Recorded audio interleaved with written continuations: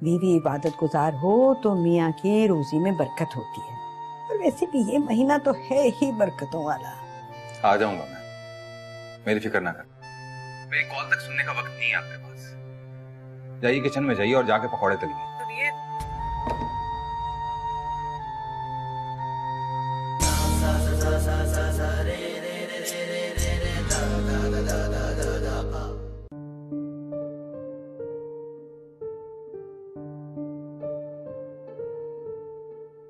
अब्बा ये कामरान कब तक जमे रहेंगे यहाँ?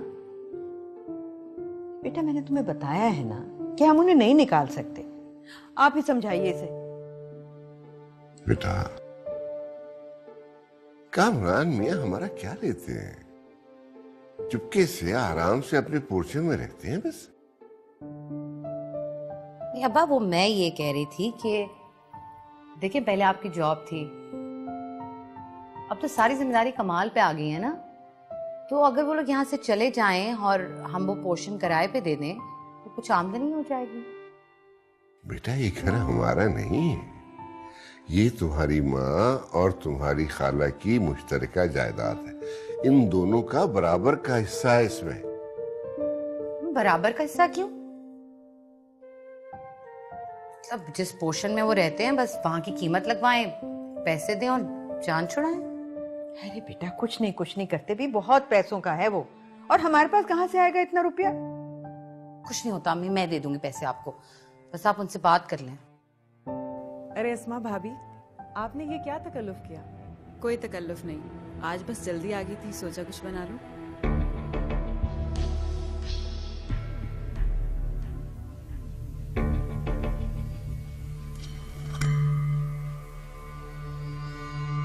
निमरा, दिल्ली में सब ठीक है? भाभी दिल्ली में तो सिर्फ बड़ी बाजी होती हैं, अम्मी अबू तो भैया के पास न्यूयॉर्क में होते हैं। अच्छा, चाचा चाची न्यूयॉर्क में हैं? जी, उनकी इमिग्रेशन हो गई है ना। भाई अब तो हम ही निमरा के माँ बाप।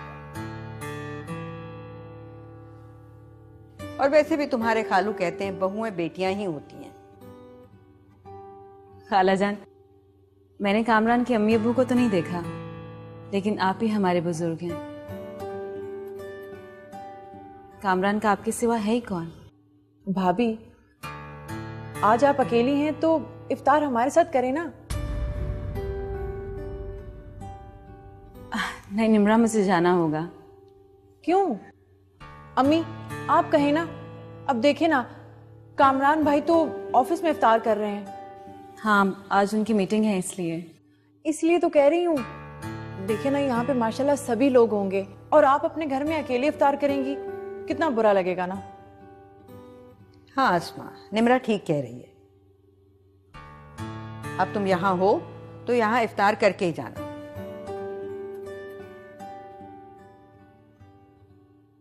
जी खाला।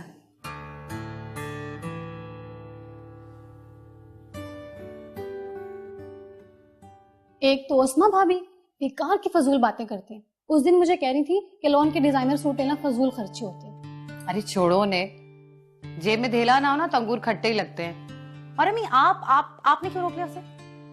अरे मैंने कहा, ये तुम्हारी भावज को बहुत लाड आ रहा था ना, बड़ी बनती है उसकी अस्मा से। ये लो। इसलिए मना किया था मैंने आपको कि कमाल की शादी निमरा से बिल्कुल मत करना, लेकिन अब्बा कहाँ सुनते हैं किसी की। उनको अपने गरीब भाई का बोझ हल्का करना था। दोनों बिल्कुल एक जैसी हैं, कोई टेस्ट नहीं है। कभी कुछ अच्छा पहना हो तो पता हो ना कि क्या खरीदना है। नहीं, तुम्हारे अब्बा कहते हैं कि घर की बड़ी बहू बाकी बहुओं के लिए ट्रेंड सेट करती है। अब निमरा यहाँ ब्याह के आई है तो हमारे सिवा उसका तो कोई और है नहीं, वरना लड़कियां तो अपने ससुराल पर राज करती हैं अपने मैके के जोर पर। अब्बा और अब्बा की मंतक, भाई हमने कौन से जुल्म के पहाड़ तोड़ दिए हैं निमरा पे? वो तो खुश होती होगी बहुत। उसने सोचा होगा कभी कैसे खाते पीते घर में आएगी? रहने दे बस आप भी।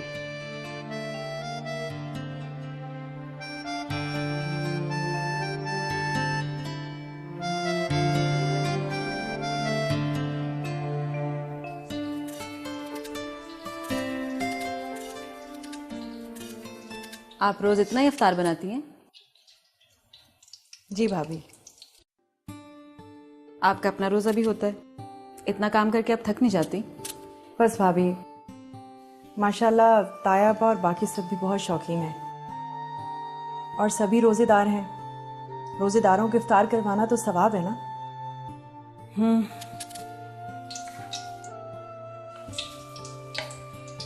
पर आपका अपना रोजा, इतना काम,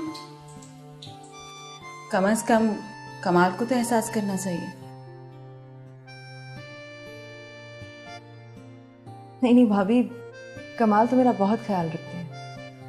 हाँ, अगर ख्याल रखते तो कोई हेल्पर रखवा देते ना।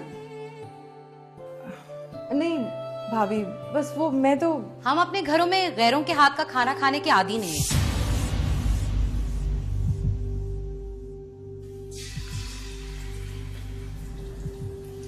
कैसी हो अस्मा? बिल्कुल ठीक। आप कैसी हैं? मैं तो ठीक हूँ, लेकिन तुम निम्रा को क्या नई पट्टी पढ़ा रही हो? नहीं, मैं तो ये कह रही थी कि किचन में कोई हेल्पर रख ले। अच्छा, फिर देना निम्रा। बदलो।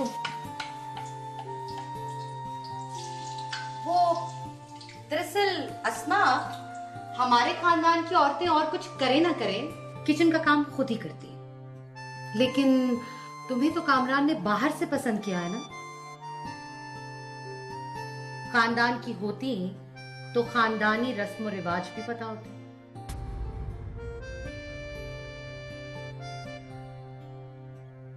लाइए बज्जो, मैं कर देती हूँ ना। नहीं निम्रा, तुम थक गई होगी, मैं कर लेती हूँ।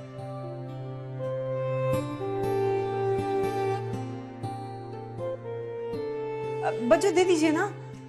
मारिया, मारिया किचन में आओ जल्दी।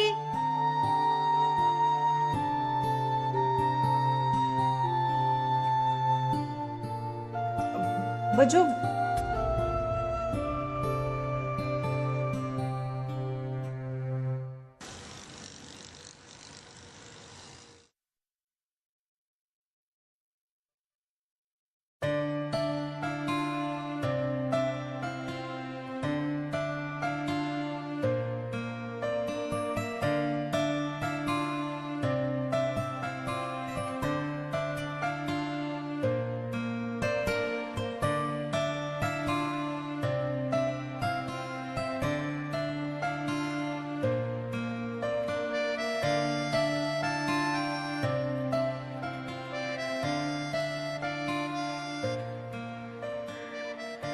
सुनिए,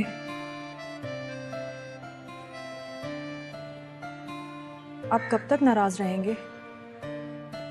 तुम्हें क्या फर्क पड़ता है?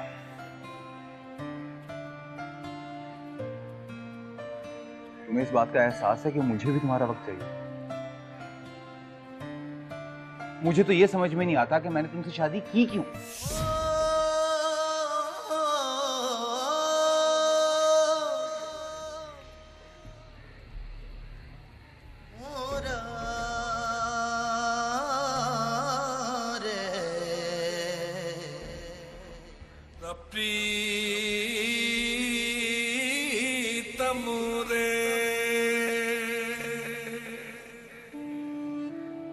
अब इस तरह रो के मुझे गिल्टी मत करो कि एक रोजेदार को मैंने रुला दिया। अच्छा भाई ठीक है, मत रखो मेरा ख्याल, मत दो मुझे टाइम, मगर ये रोना बंद करो। मैं रो तो नहीं रही, ठीक हूं मैं। अच्छा चलो अंदर आओ, अंदर चलते हैं।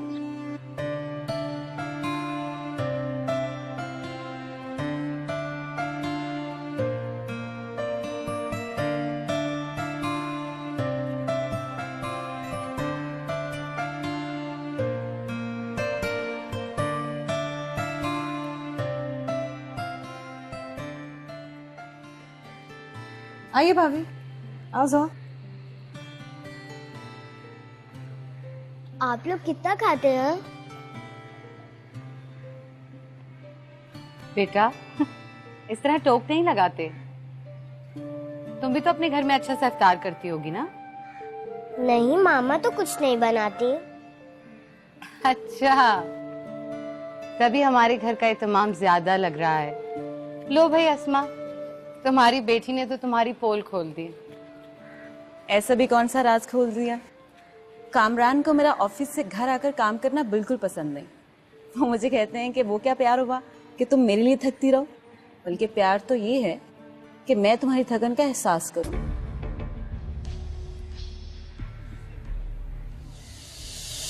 अकेला दम है भाई, जो जी में आए करो।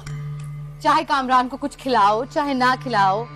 वैसे जब तक खाला अम्मी जिंदा थी तब तक तो कामरान बड़े शौक से इफ्तार किया करते थे।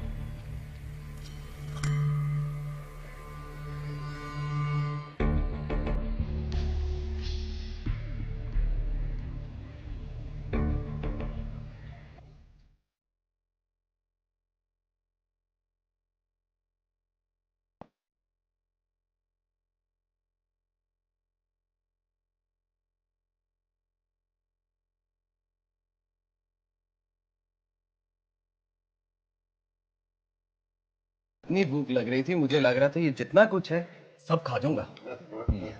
आप ये नहीं खाएंगे चाचू? नहीं बेटा, बस।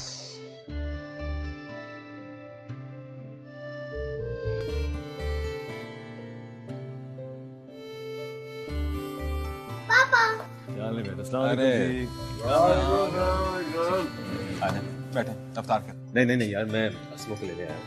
इफ्तार रास्ते में हो गया था खजूर और जूस के साथ। तुम बैठ जाओ। इसी बहाने सही कामरान भाई इफ्तार यहीं कर लीजिए, पूरा दस्तरखान लगा हुआ है। बैठ जाओ मियाँ, बैठ जाओ, इफ्तार करो। इफ्तार का सवाब होता है और जितने ज्यादा लोग हो उतना अच्छा होता है।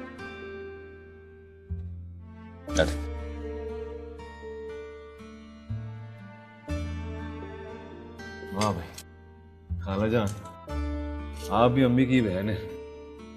वही पूरा एहतमाम आप भी करती। मैं अम्मी को मना करता था। ये बेटा, इफ्तार का एहतमाम ही तो रमजान की रौनक है। फॉरवर्ड बीवी लाकर अब बहाने भी बनाए जा रहे हैं।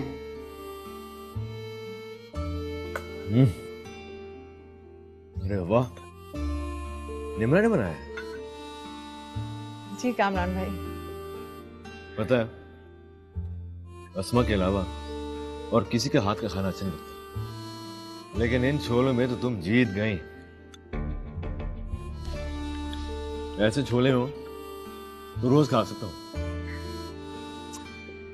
अम्मी, रोज इतना इफ्तार बच जाता है, आप मांगने वालों को दे देती हैं। थोड़ा इनके घर भिजवा दिया करें।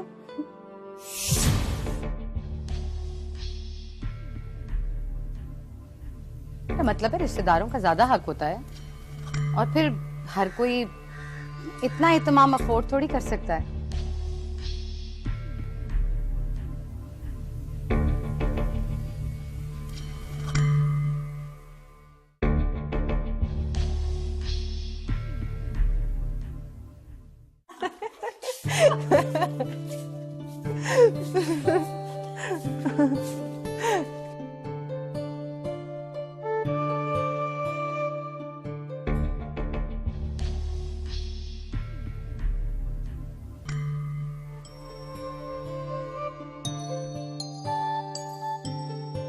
चलें कामरान भाई, आप भाभी के बहाने इस घर में तो आए, वरना आप लोग तो इतना कम आते हैं, लगता ही नहीं है कि इसी घर में रहते हैं। बिल्कुल ठीक कह रही है निमरा भाभी। आते रहा करें।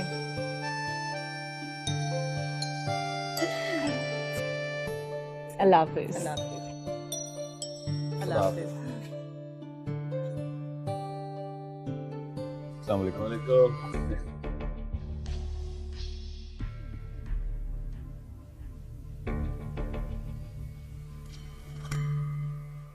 देखो निमरा, अगर तुम्हें अपने ही घर का काम करना भारी लगता है तो तुम मुझे साफ साफ बता दो। क्यों अस्मा के सामने रोना रोने की क्या जरूरत है? नहीं अम्मी, ऐसी कोई बात नहीं है, मैंने अस्मा से कुछ भी नहीं कहा। अच्छा, तो तुम्हारी शिकायत के बगैर ही उसे तुमसे हमदर्दी हो गई। अगर पकाने वालियों के दिल में खाने वालों के लिए बुग़्ज़ हो तो खाना क्या रह गया, जहर हो गया? यूं तो मेरे बच्चों के खाए पिए को हाय लग जाएगी। अल्लाह ना करे अम्मी, मैं भला हाय क्यों लगाऊंगी? उन्होंने तो खुद ही महसूस कर लिया था। महसूस? देख रही हैं आप, यानी हम सब बेहिस हैं और इनकी अस्मा भाभी हसास। जो जुल्म हम इन पे तोड़ रहे हैं वो महसूस कर सकती हैं। देखो निम्रा, अगर तुम अब भी इस घर को अपना नहीं समझती तो हम पर एहसान करने की जरूरत नहीं। इस घर में हमेशा खुला पका है और आइंदा भी पक जाएगा।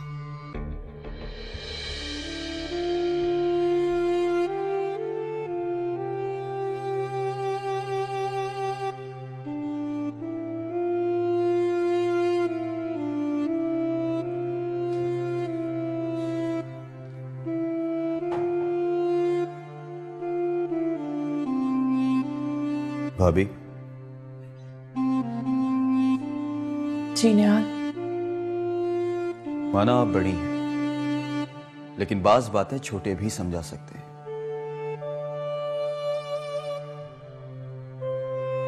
कहो। कामरान भाई हमारे कजन हैं, सगे भाई नहीं। लिहाजा इन रिश्तों में थोड़ा फासला रखा जाए तो बेहतर है।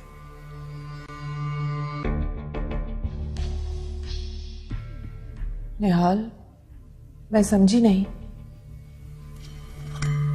कामरान भाई तो बहुत अच्छे हैं। सब अच्छे होते हैं, लेकिन ना महरमों से जरा एहतियात से और तरीके से मिलना बेहतर होता है।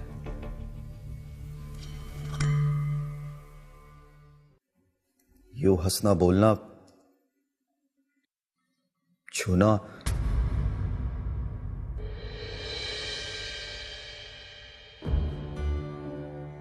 यहां तक कि सर पे हाथ रखना, इसकी इजाजत नहीं है।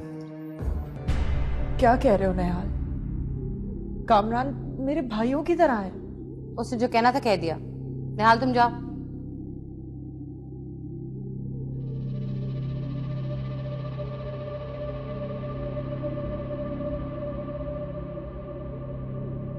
अब ये सब क्या है, निहाल ने क्या देखा, ये मैं नहीं जानती, लेकिन ये तौर तरीके इस घर में नहीं चलेंगे निम्रा। बेहतर है कि थोड़ा ख्याल करो। रमजान का महीना है, मैं तो अब्बा मैं खुल के क्या कहूं तुमसे, हद है। जो मैं जानती बिछड़ते हैं